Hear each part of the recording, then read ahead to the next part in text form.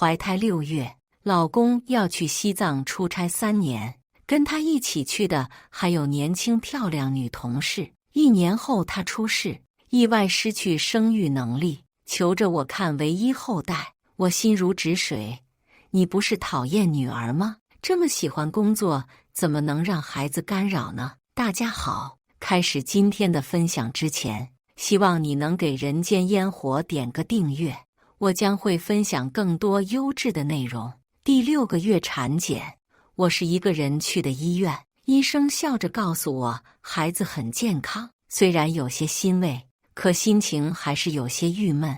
这已经是我怀孕后第5次独自一人来产检了。叮咚，手机屏幕忽然亮起，是萧毅的微信留言：老莫，我想吃鱼了，红烧鱼头豆腐能做不？今天家里来客人，我叫莫云，他喜欢吃鱼，所以每次想吃鱼都会这么说。恍惚一瞬，我回信息：好。一个人产检的确很让人心里不舒服，可我与萧毅本就不是富贵人家的孩子，我挺着肚子，在菜场不少人诧异的目光下，和卖鱼大叔讨价还价，又买了些烧鱼的料子和老豆腐，这才慢悠悠地走回家。可到家后，我的脸色就不好看了。我以为的同事是男同事，实际上却是个年轻漂亮的女同事。进屋的时候，2个人正坐在沙发上，肩膀挨在一起，双排王者荣耀。快救我！张良控大了，我死了。大概是女同事的手机屏幕变黑了，她的脸色有些不好，可不到2秒的时间，她的俏脸上又迸射出流光溢彩。我勒个去，萧毅这也行啊？张良都没视野了，你的射手还能盲射他，好厉害！萧毅露出自信的笑容。预判吗？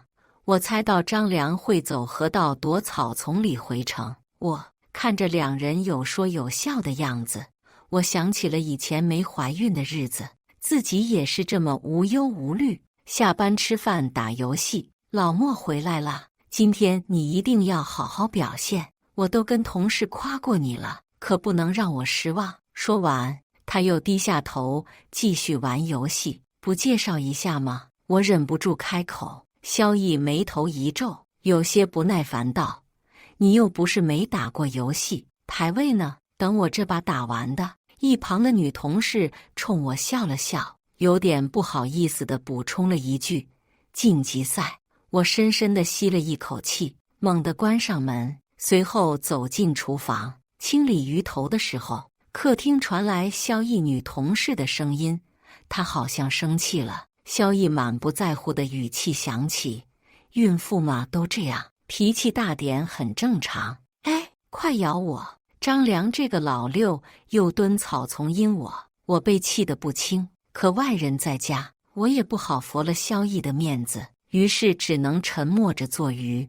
同时还抽出做鱼的空隙时间洗水果、切果盘，弄好果盘端上去，还要客气地和女同事打招呼。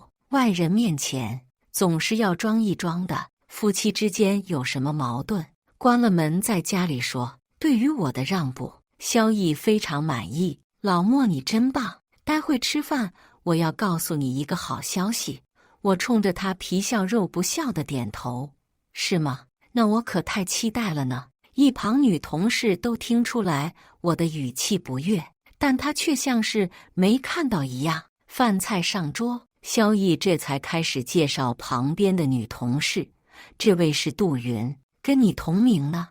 我努起嘴笑着冲杜云点头：嫂子好。看着年轻漂亮、皮肤白皙的杜云，我忽然又有点不舒服，因为萧毅坐在我对面，杜云坐在他旁边，不知道的人还以为他俩是一对，我才是那个女同事。2人讨论红烧鱼头豆腐，萧毅评价这是他吃过最好吃的鱼头，杜云却露出跃跃欲试的表情。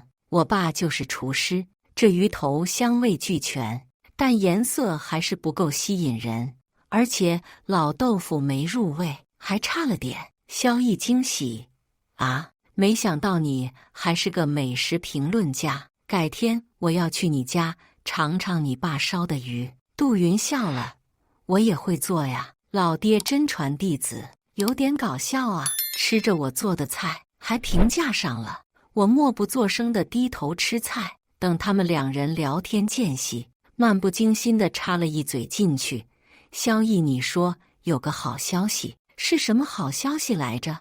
他这才后知后觉想起来，自己有事情要告诉我，当然是升职加薪的好消息了。萧逸显得非常兴奋，下个月初我就要出差西藏。我有些意外，抬起头看他，那么远，出差多久？他竖起3根手指头，我3个星期。他摇头，3个月。他还摇头，我的面色挂不住了。出差3个月是我的极限，我不想自己分娩的时候，孩子的父亲不在身边，都一个人产检5次了。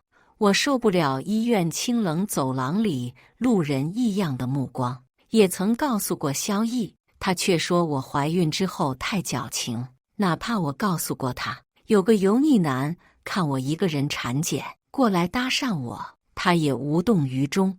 大医院里谁敢对你做什么？我就在想，孩子是我一个人的孩子吗？是3年。萧逸的话将我的思绪拉回现实。我不答应，产检一个人也就算了，我不想连生孩子都是一个人，我想你留在身边陪我生孩子。我直接拒绝。萧逸急了，为什么不答应？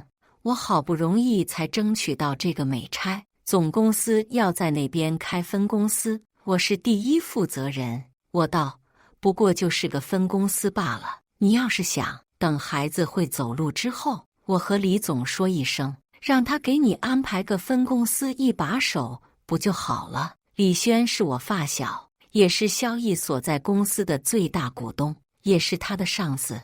一旁的杜云露出意外的表情，嫂子这么厉害吗？一句话就能让萧组长当经理？是啊，我初中的时候在水库救过李轩的命，他承诺过答应我3个要求，原本也没当真。可当我用玩笑的语气让李轩给我的萧逸升个职，没想到第2天萧逸就从普通员工成为了部门组长。事后我私下感谢李轩，他笑着对我说，还有2次提要求的机会。砰！萧逸情绪激动地拍了桌子，老莫，我自己能走到那个位置，不需要别人怜悯。他最要面子，告诉我不要在外人面前失了分寸。可现在他先急了，我自然也不会继续忍让。不管你怎么想，我都不允许你出差，一个人产检就算了，我不想一个人生孩子。我没要你房，没要你车，更没要你彩礼，我图的就是你对我好。怎么这么简单的要求你都做不到？萧逸突然呵斥，够了！啪！紧接着巴掌声响起，我感觉脸颊火辣辣的痛，瞪大眼不敢相信地看向萧逸，你打我？一旁的杜云也是微微皱眉，我为刚刚动手跟你道歉，不过出差的事情是通知你，不是跟你商量。嘴上说着道歉的话，脸上却盛气凌人。孕妇怀孕了，脾气差我可以理解，正如你所说，我什么都没有，所以我才要证明自己能行。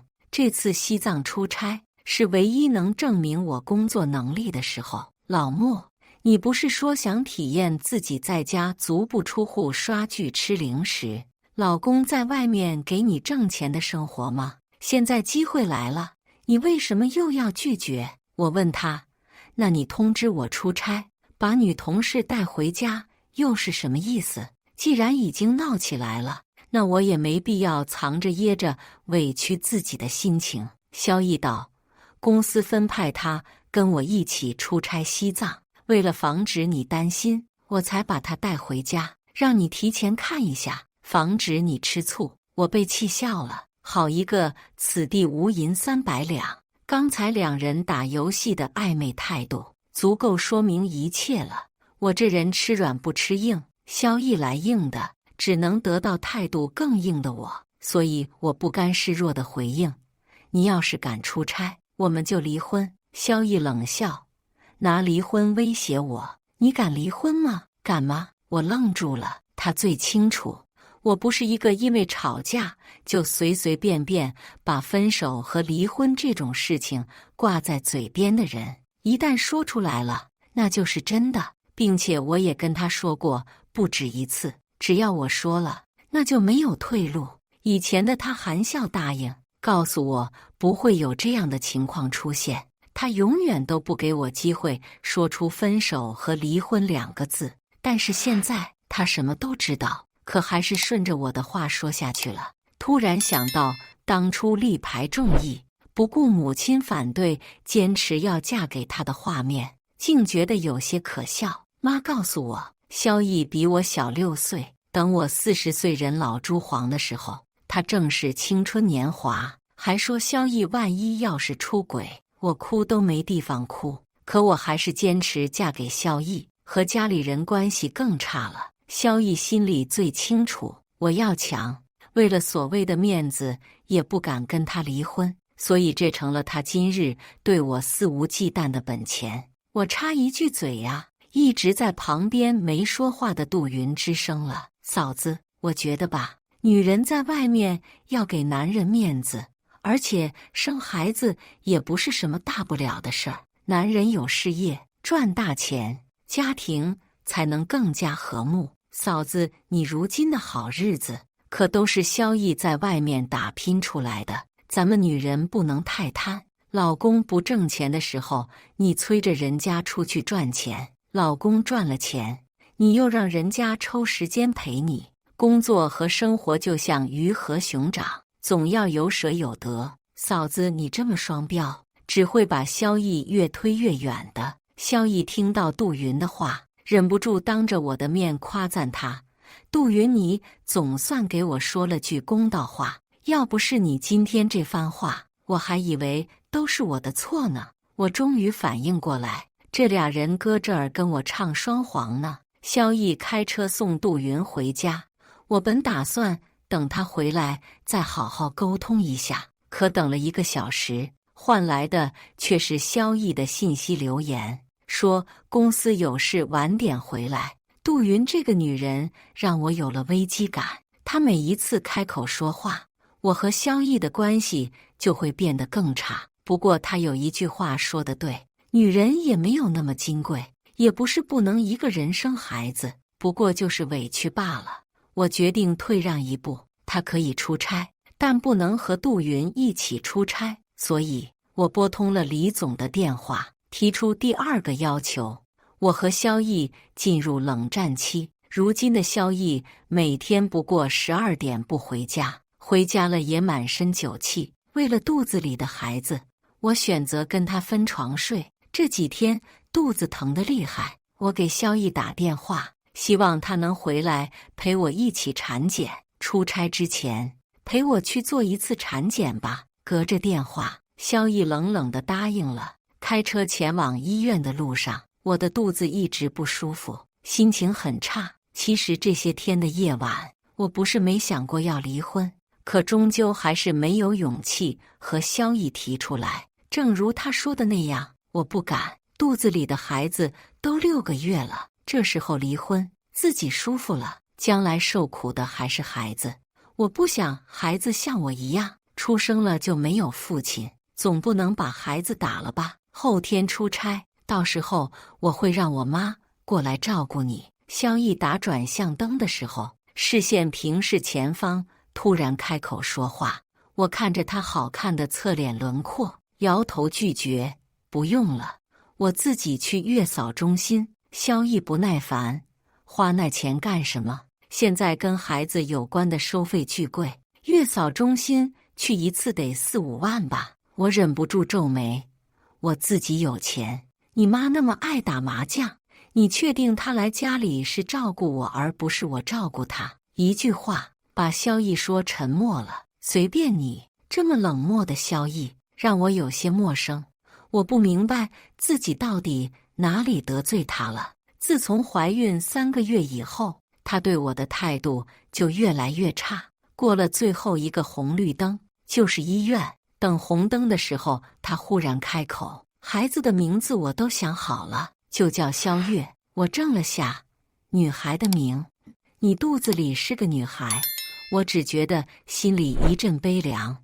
我道你怎么对我态度跟之前不一样了？原来提前知道是女儿了。他家里重男轻女，结婚的时候告诉我生男生女都喜欢，如今得知是女娃，连装都懒得装了。他的电话响了，我注意到备注是云云，刚接通，另一头就传来杜云的哭泣声：“萧逸，我去不了西藏了。”呜呜，怎么了？萧逸隔着手机皱眉：“李总临时把我换了个男同事，怎么办呢？”萧逸，这一次出差对我来说很重要。你不是说只要我跟你在一起，你就能让我坐上分公司副总的位置吗？萧逸清了清嗓子，连忙打断他：“我开车送老婆产检呢，你工作的问题我马上处理。”另一头立马不说话了：“出轨了？”萧逸，刚刚电话里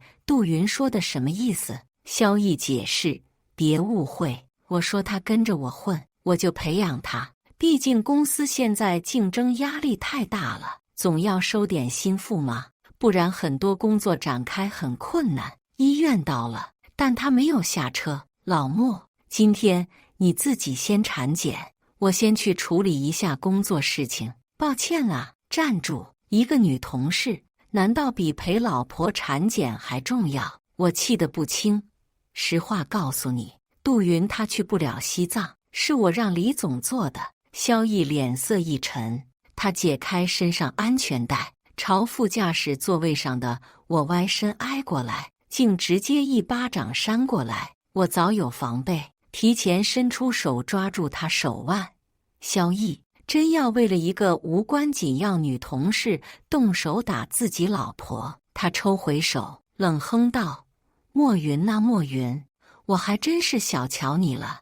你的自私害了一个女人的未来，知道吗？”杜云家里困难，这次出差升职加薪对他很重要。你为了出口气，去和李总打小报告，知不知道这样做会毁了他？冠冕堂皇的话把我逗笑了。萧逸，你多牛，你多圣母啊！你媳妇怀孕半年，一次产检都没陪着人去过，说自己多忙多忙，怎么了？杜云一句话你就屁颠屁颠跑过去给人擦屁股，就他家里困难，别人没有困难是吗？以前我家里有事，也没看你这么上心。萧逸没了耐心：“滚下去！我不想看到你。西藏我去定了，李总也拦不住。”我说的。轿车冒着尾气融入大道车流，他还是把我丢在了医院门口，不肯陪我去做一次产检。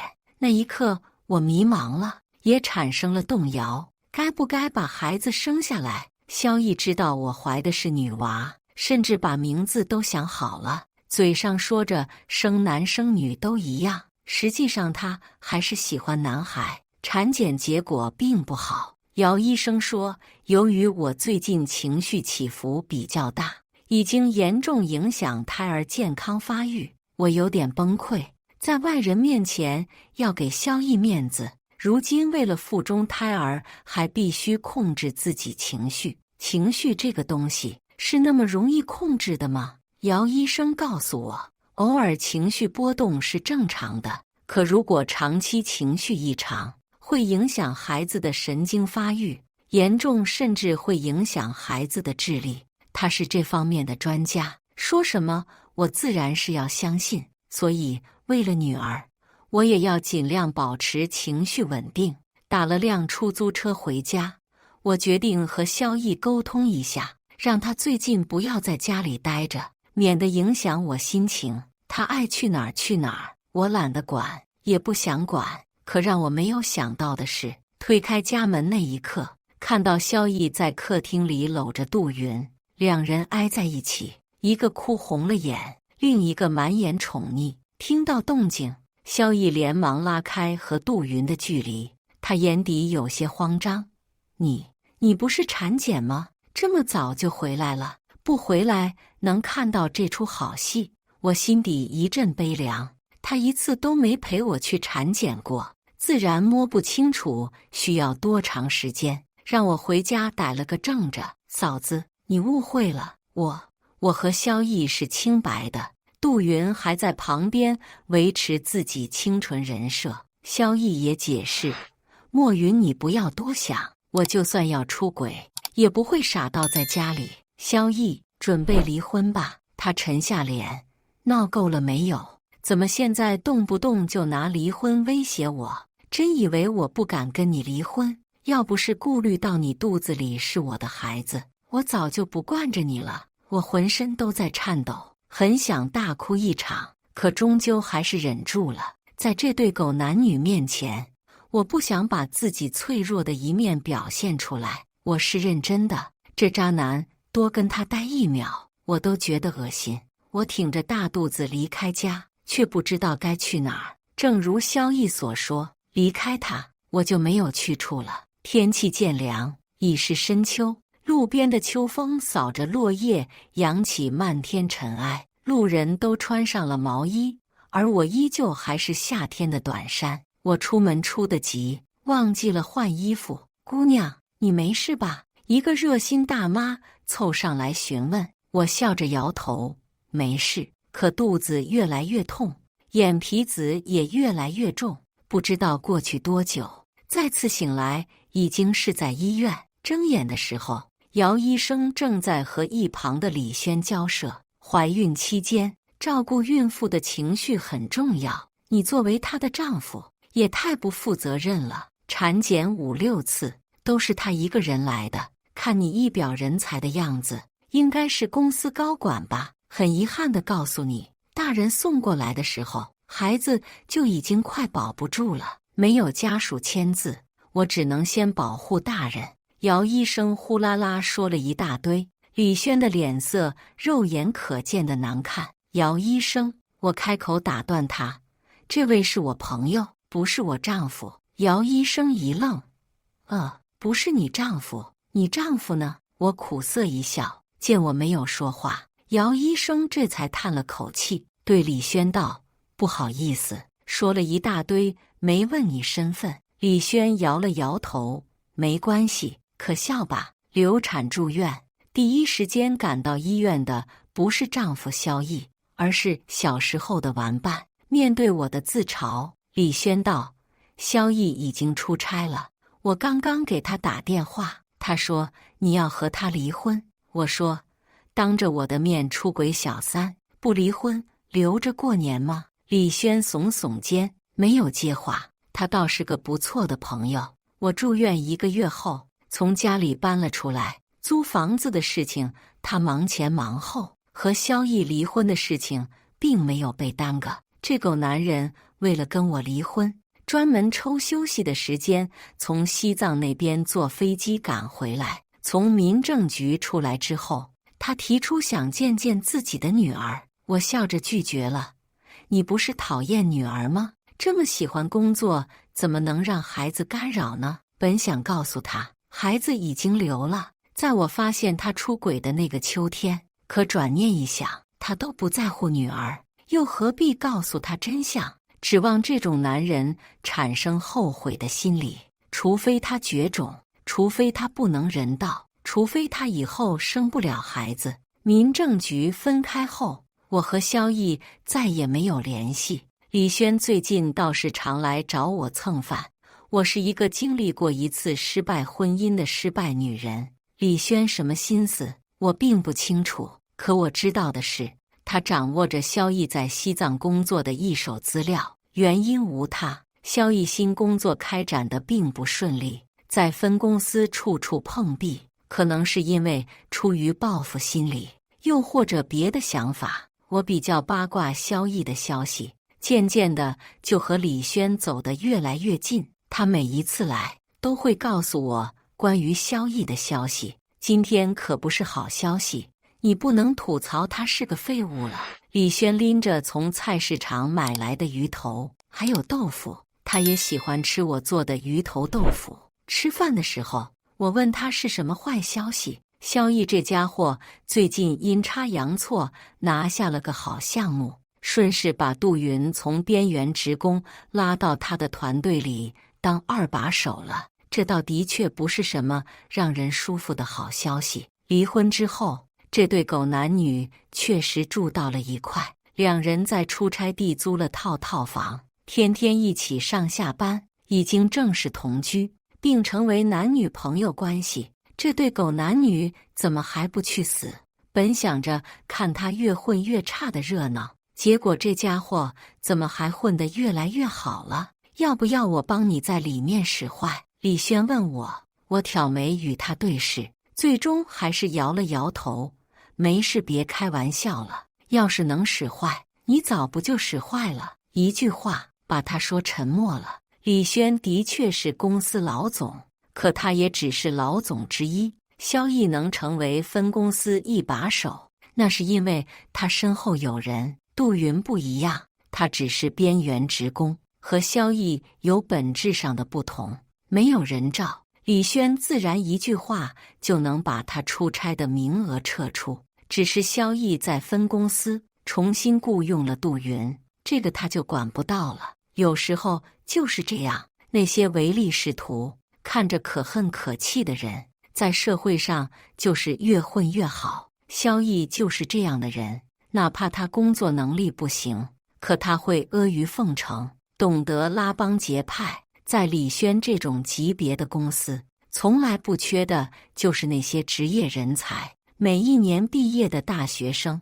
招都招不过来，人才多了，自然就不是什么稀罕物。可懂得人情世故的圆滑员工很少。其实说白了，就是公司贪腐问题，大树遮小树，小树盖绿草，一层一层又一层，都是为了利益。世间多有不公，希望坏人早点死吧。我宣泄着内心不满，诅咒萧毅。虽然这很苍白，但至少骂出来，至少心里舒服些。何况旁边还有个优质听众。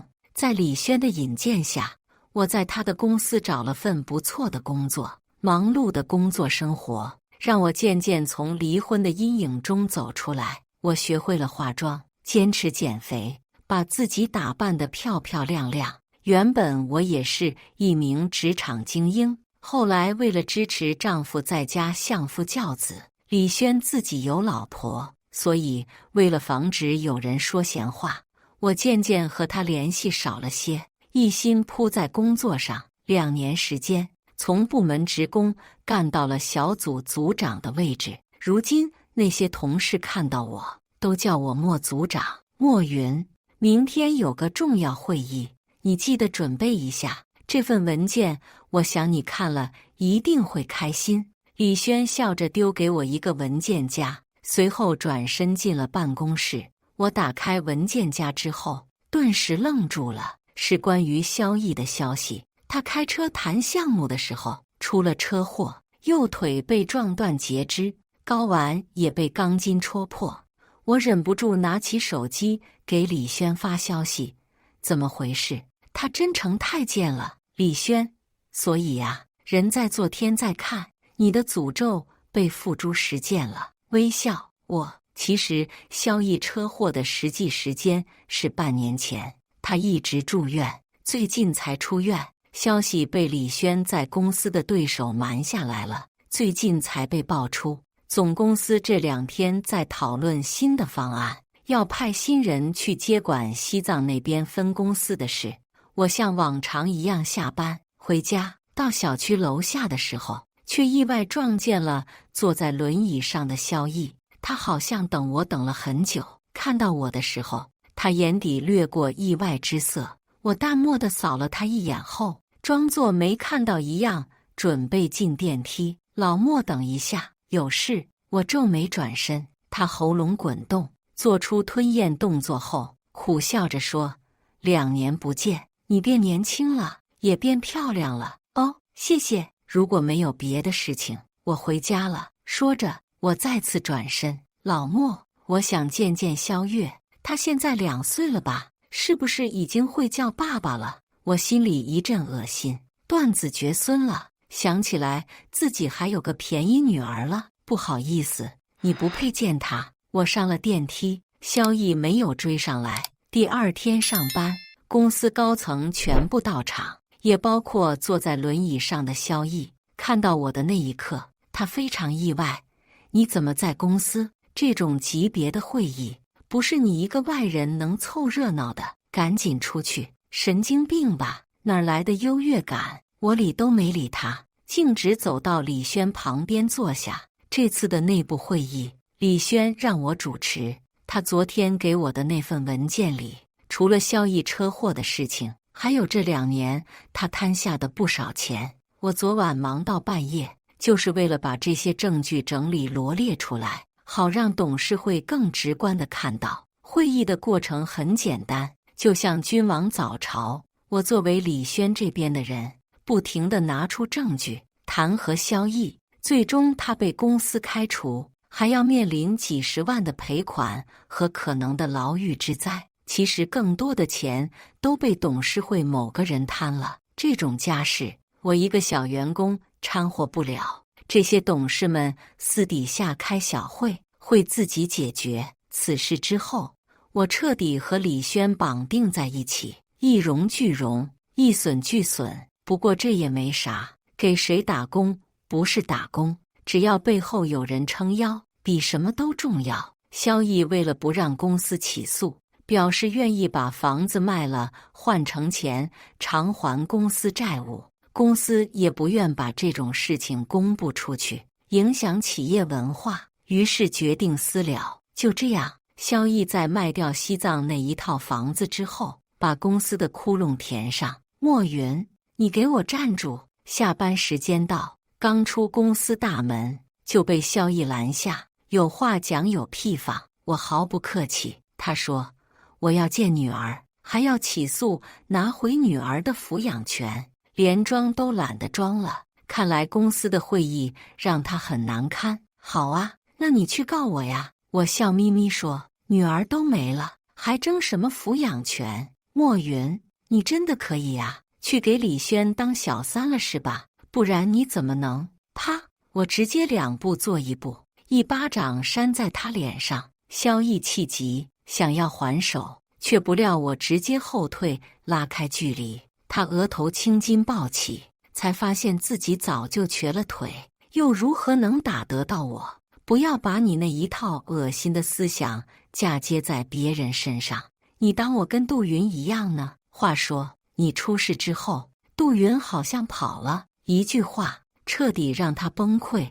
贱女人，你找死！他扶着轮椅靠近我，我直接上台阶，他又从轮椅上下来，一颠一颠地跳楼梯，是要打人的样子。废物，断子绝孙了，想起来女儿了是吧？我不怕实话告诉你，老萧家到你这一代顶天了，别想着把我女儿抢走。我继续刺激他，萧逸气得老脸通红，却拿我没办法。杜云这个女人倒也有趣。萧逸出事之后，他第一时间就撇清关系，跳槽去了另一家公司。当时2个人在一辆车上，萧逸为了保护他不受伤害，自己才断了腿断了根。结果没想到真心错付，杜云会直接丢下他跑了。其实不难理解，杜云既然能勾引一个有妇之夫，那他做什么事情我都不觉得奇怪。李轩隐晦地提醒过我，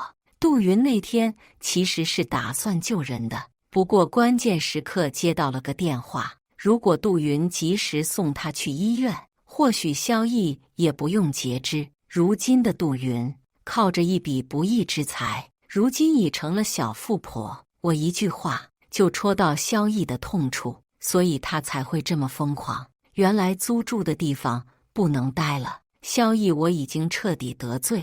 为了防止他报复我，我叫了搬家公司的人帮我搬家，毕竟他什么都没有了，而我身体健康，还有一份不错的工作，未来依旧可期，天天窝在公司。后来我收到法院传票，萧逸蹲在公司门口堵我。法律是公平的，你就算不让我见女儿，我也能通过自己的手段把他的抚养权拿回来。我深深地叹了口气，冥顽不灵。你好好看看，这是什么？我把住院记录递给他。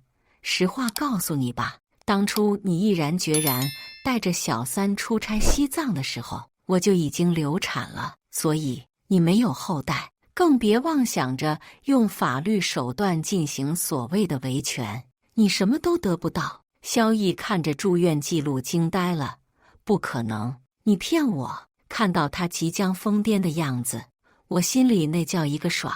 萧毅，这就是你出轨的代价，老天爷都看不下去，要惩罚你。